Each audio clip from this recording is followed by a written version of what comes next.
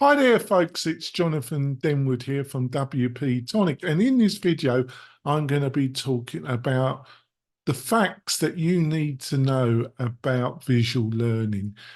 You're thinking of building your first course, your first e-learning experiment. You want to improve existing courses that you or your organization has produced, and you've got some feedback and you think you can improve um, the lessons, the courses, basically. I think I've got some great insights. I'll be back in a few moments, folks. Coming back, folks. So you want to know some facts about visual learning and how you can apply this knowledge to make your initial course or existing courses more effective. Now, I think one of the biggest things that surprises people is how much the average human being is adaptive to visual input rather than the written word.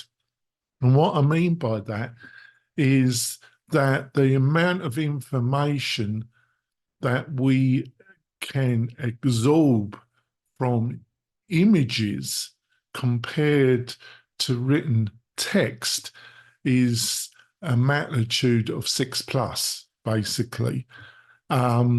We are kind of visual pattern recognition engines, basically. We are inbuilt. Now, obviously, there's fundamentally different types of learning that people are more find easier. You know, there's some people that are more auditory. There's some that are more visual. There are some that prefer to read. But in general, between 60 to 65% of people are very visually orientated. So you've got to keep that. If you can break up your lesson content and provide more visual stimulus that is linked to the written content, it's got to be done in a thoughtful way. But if you can do that, your content, the thing that you're trying to teach, will become more effective, and your students' response to the content is going to be better, basically.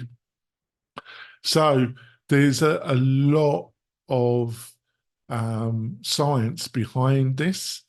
This is why videos, infographics, illustrations, if done in the right way, I'm not saying just throw it in, it's got to be done in a thoughtful way and a way that, especially if you're trying to explain new concepts, if you can link visualization with good quality writing in effective methodology, the concepts are going to be a lot easier for your students to understand and to get value from the course, which will affect how they see the course. Will they promote the course? Will they recommend it? Will your membership website, will it be seen as a good resource and have a good reputation? So I've written a really great article about this. You find it in the video description.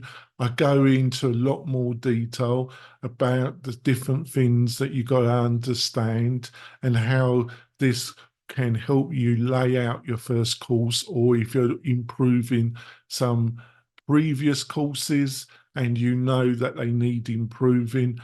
In this article, I think you'll find some great information that will make you to start and think, and then get into the process of in improving existing, or in the process of building your first course.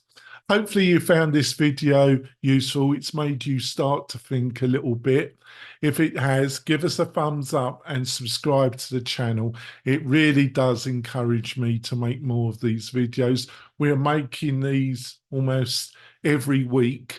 So subscribing to the channel will really find some great benefit. I cover a lot of the subjects connected to building a great membership website. I see you soon, folks. Bye.